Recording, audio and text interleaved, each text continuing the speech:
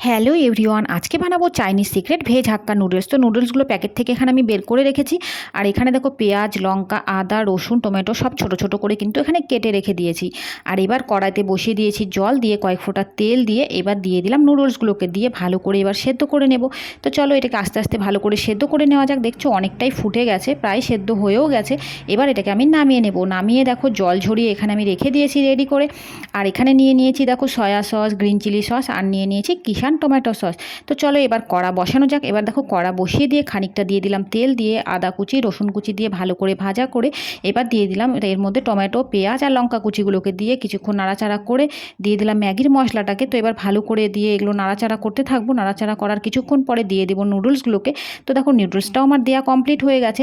এবার ভালো করে নাড়িয়ে দিয়ে দিলাম পরিমাণ মতো নুন দিয়ে আবার কিছুটা ভেজে টেজে দিয়ে দিলাম সয়া সস, আর দিয়ে দিলাম গ্রিন চিলি সস। তো দেখো আমার ভেজ হাক্কা নুডলস কিন্তু রেডি, আর বেশি কিছু এটাতে করার নেই।